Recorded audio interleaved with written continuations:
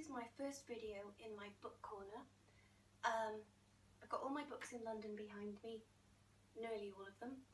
I've got my dear little armchair, which I had in the studio.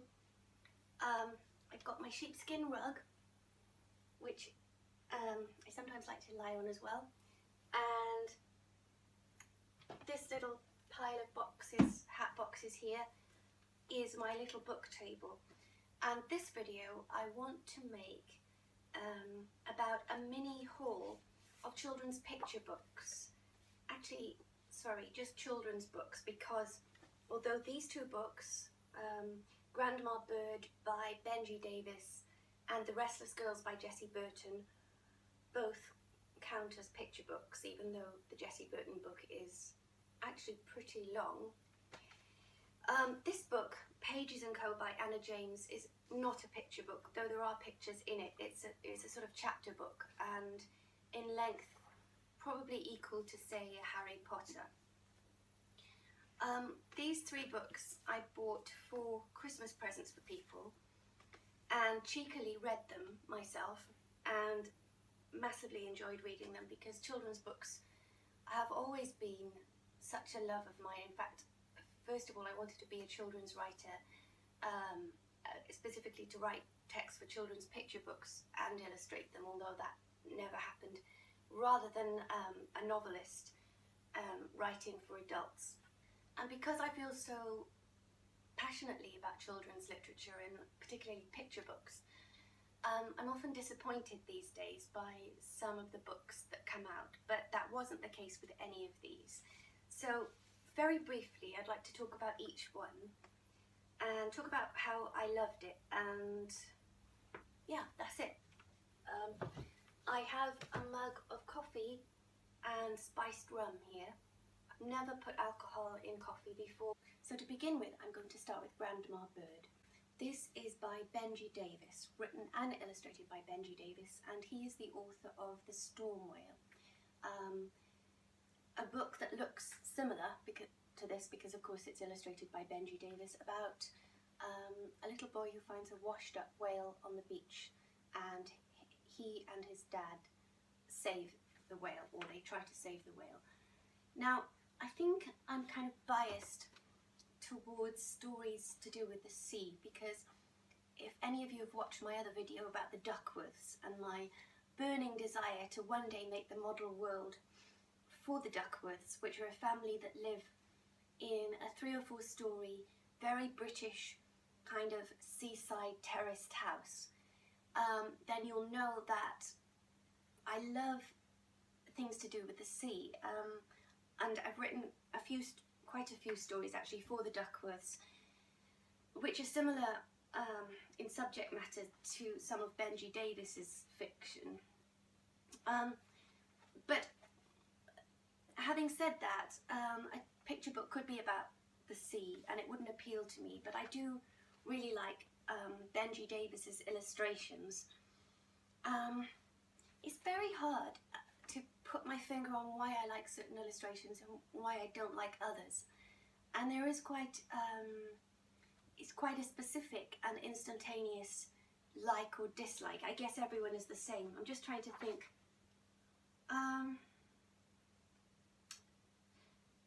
Well, for one thing, they don't appear generic or even remotely computer generated or too saccharine. Saccharine, because lots of children's picture books these days are one of those three. Benji Davis's illustrations are very distinctive. They have a kind of textural quality which I like, and they're very detailed and they look drawn. I love things which actually look drawn. In The Storm Whale, I'll just bring the camera closer and then show you. No, not quite. In The Storm Whale, the little boy, what's his name? Noi, N-O-I. I'm not actually sure how to pronounce that. But he lives with his dad in this delightful fishing hut or shack on the beach. And the interior of this hut or shed is absolutely delectable.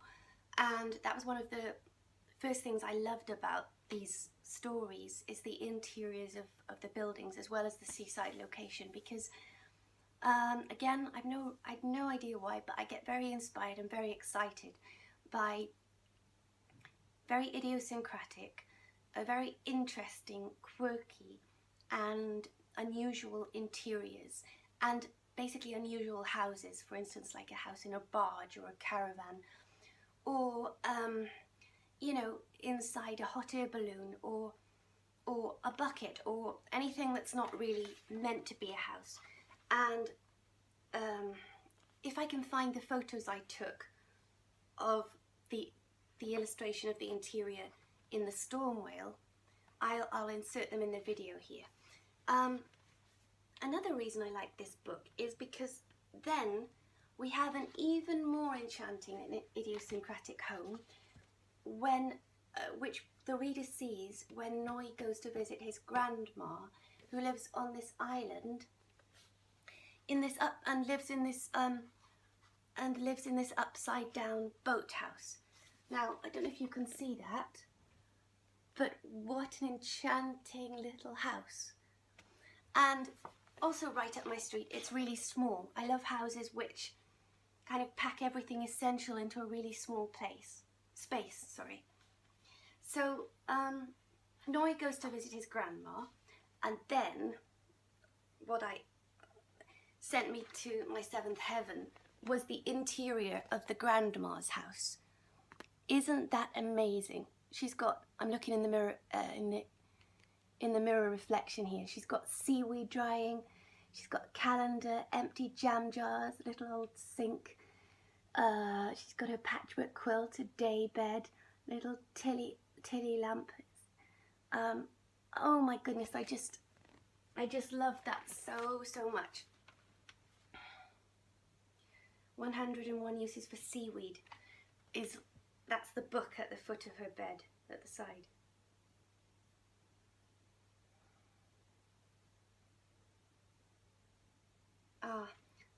And so anyway, Noi has to sleep top to toe with Grandma. It says the blankets were itchy and Grandma snored like an old walrus. And also, she boiled up seaweed for soup and kept her teeth in a jar. I mean, the text is just as eccentric and beguiling as the pictures. So anyway, I'm not going to go through the whole story because that would spoil this little capsule review or conversation about the book. But suffice to say, Noi becomes bored staying with his grandma on this island. And through his boredom, he gets into trouble. And, well, then the story resolves itself. I'm not going to tell you how. But I just want to show you one other shot of the interior of Grandma's boathouse. Look at that. Oh my word. Now, when I see illustrations like this, what I want to do more than anything is make it. And I did go through a phase of making quite a few houses, about 9 in all. Well, I had some of the houses made, but the problem with that is that, say, even that flute in that mug on the mantelpiece and the feather in the mug, to make those 3 things could take a week. So you really are signing your life away when you decide to make things in miniature. But my love of picture book illustrations breeds and fires up my mania for making the thing.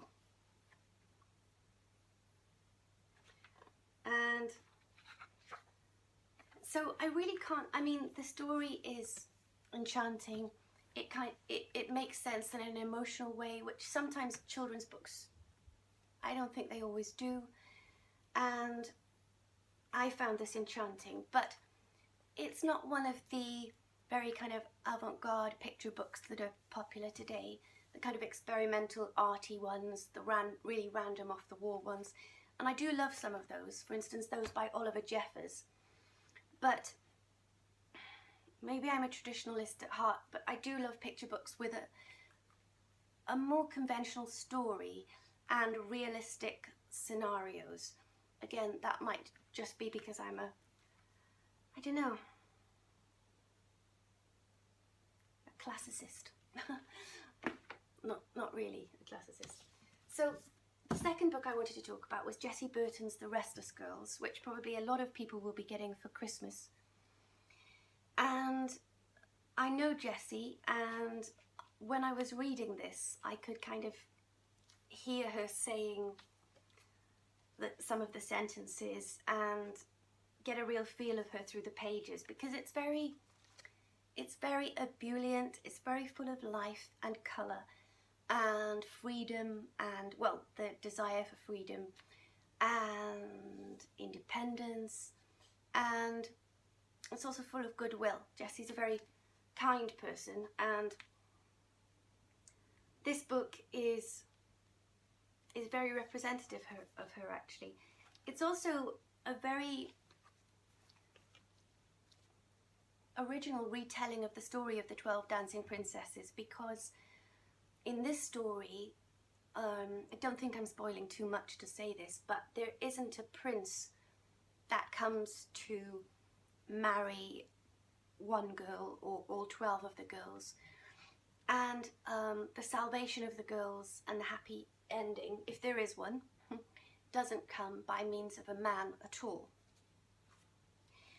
I also love the way that all the girls were portrayed as dark-skinned with dark hair, and knowing Jessie a little bit, I know she loves Frida Kahlo, and the protagonist of this book, the eldest of the 12 princesses, is called Frida. And in true Kahlo spirit, she's incredibly independent, very brave and feisty. And the storytelling, which is filled with apparently effortless descriptions of very exotic scenes and beautiful locations, is also filled with, laced with beautiful little metaphors. Is laced with beautiful jewel-like metaphors. For instance, one stuck with me. I can't remember the exact wording, but it said something to the effect of, we shouldn't pull the wings off a mystery as if it were a butterfly. We should leave a mystery be. And that spoke to me, because I always like to wrestle with things I don't understand, and my mind likes to thrash it out and hammer it out, and kind of sometimes almost breaks and destroys the thing in the process. So I particularly like these little kind of aphorisms or metaphors dotted throughout the book. And also there are incredibly delicate and sometimes quite beautiful illustrations by Angela Barrett. Now, for instance, just look at these little shoes. I think they're watercolour. Just try and get my phone to focus. Oh, gosh. Anyway, I'm pretty sure they're watercolour illustrations. And the fashions are all, I'd say, 1920s or even earlier, which is a really, excuse me, nice, interesting period to set the story in. I'm just trying to find a particularly beautiful illustration to show you. So lots of smaller illustrations fill the book like that. This is where the princesses are rowing across the underground lake. Well, in Jessie's story there's an underground lake. To the fantastical and exquisite dance hall, which opens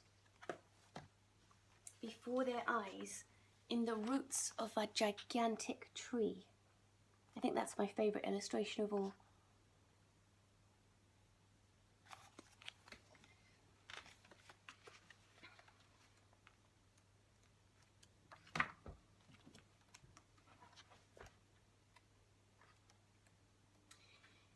there's just one thing I would have liked to have known a little bit more about, and I would like the story to have delved into a little bit more, is the dancing itself and the music.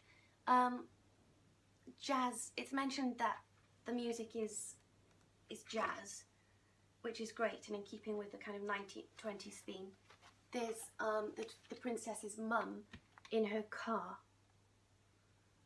In Jessie's story, the mum dies when they're very young. Well, she couldn't die when they're very young because there's 12 of them. Yeah, so when Frida, the eldest, is 12 at least. Oh, and there's another beautiful picture of some of the fashions. This time, this is of the princes coming to see if they can solve the riddle of the princess's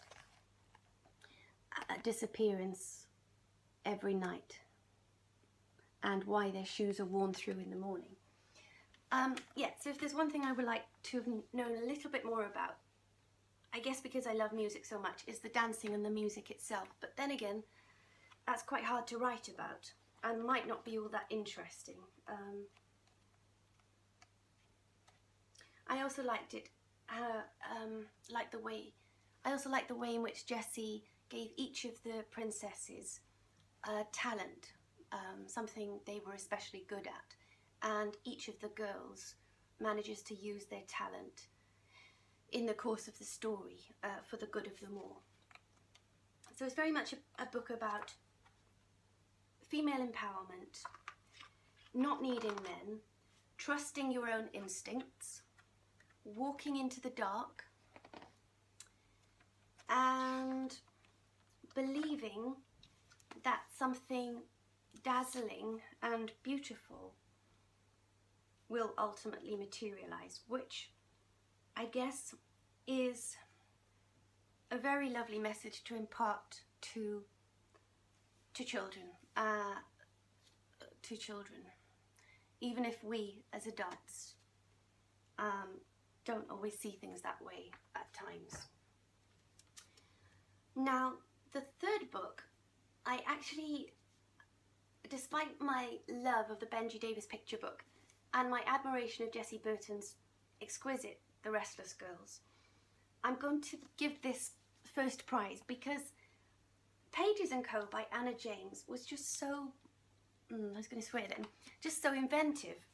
I couldn't put it down by the end. I was flagging about a third of the way through, and I thought I'm probably not going to bother to read this. I shouldn't be reading it anyway because it's a present, but then it kind of gathered momentum, and I just had to get to the end to find out what the answers were. And although I kind of guessed the answers, they were so intriguing and so original that I was delighted. I mean, you may think that all the stories that have been written about stories have kind of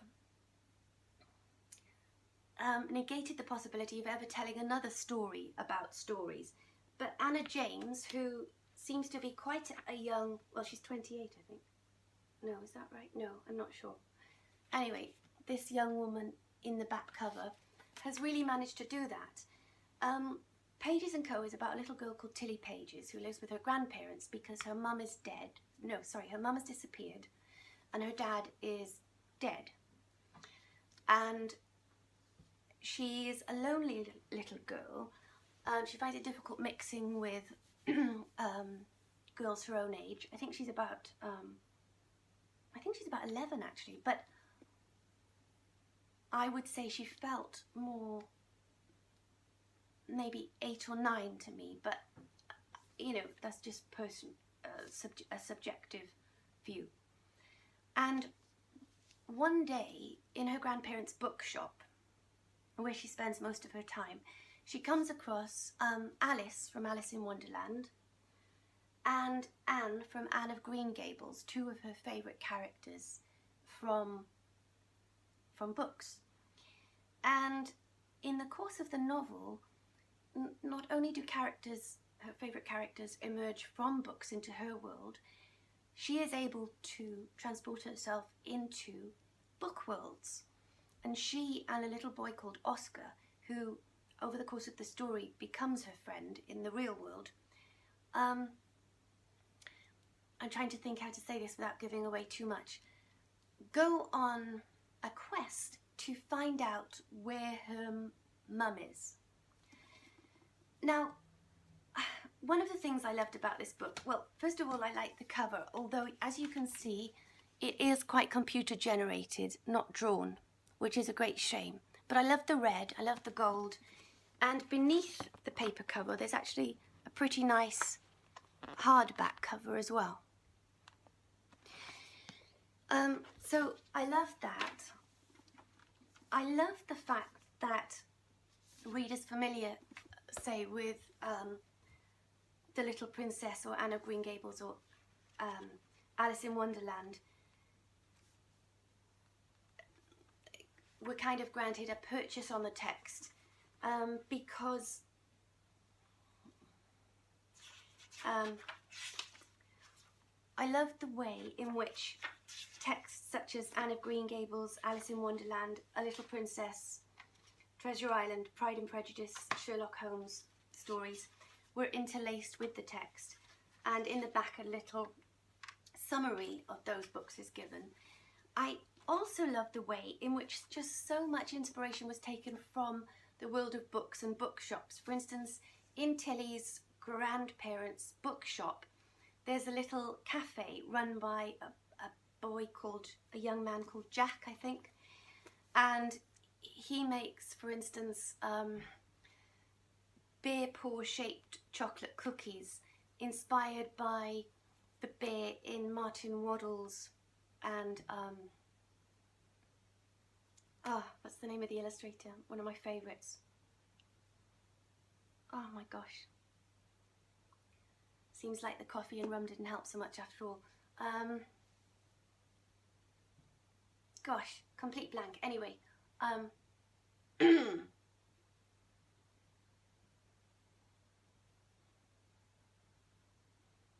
keep thinking Barbara Firth, but it's not Barb. Oxenbury, Helen Oxenbury. Yeah, so he makes these cookies inspired by their wonderful book, We're Going on a Bear Hunt. Or for instance, the grandparents held an Alice in Wonderland themed tea party with odd crockery and teapots and china and little cards, decks of cards, and little glass bottles of wild flowers, and there are just so many riffs on the theme, if you know what I mean, and I loved all of that. I loved the way she described the bookshop smell. For instance, the opening sentence is, Matilda Pages pushed open the door of Pages&Co, that's the name of the bookshop, and breathed in deeply, taking in the familiar scent of just blown out candles, dark chocolate, and of course books.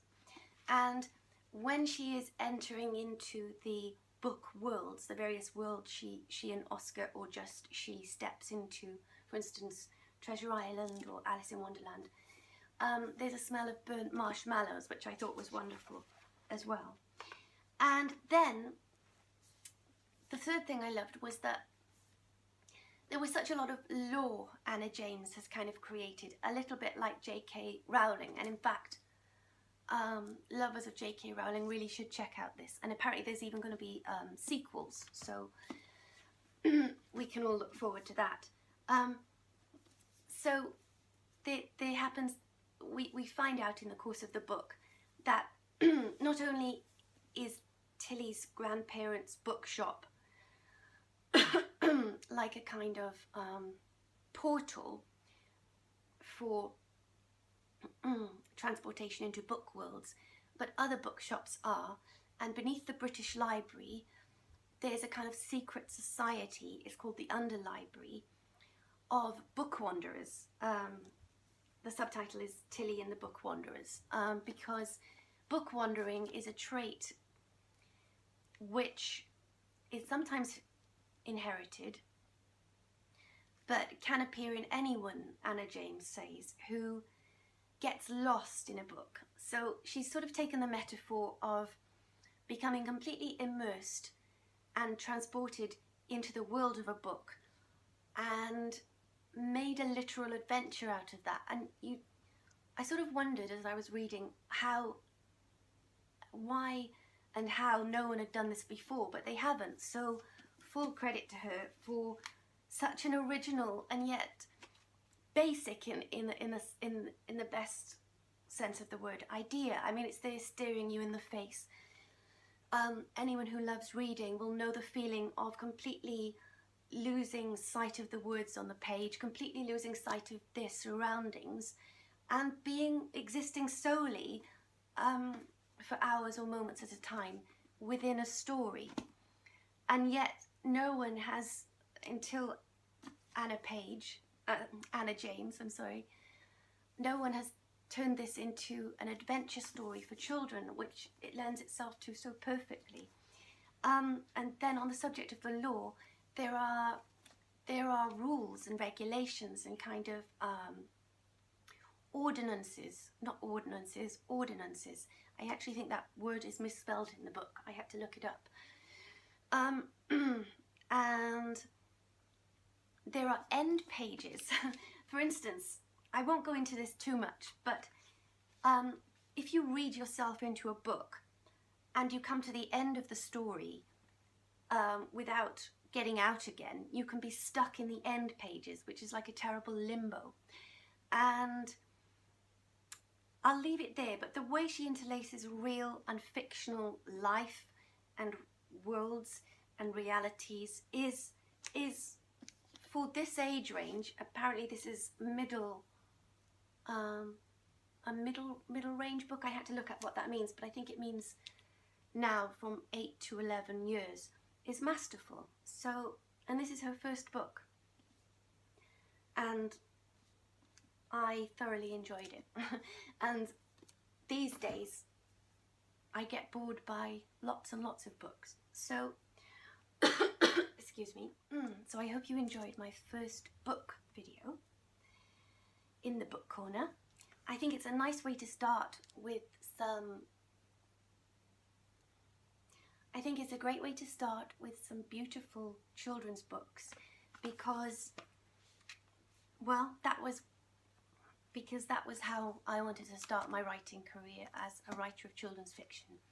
And who knows, that might still happen one day. And now I've cheekily read and thoroughly enjoyed these 3 books, I'm going to be wrapping them up and sending them on to some people who I hope will enjoy them just as much. So thank you so much for watching, and I'll see you again.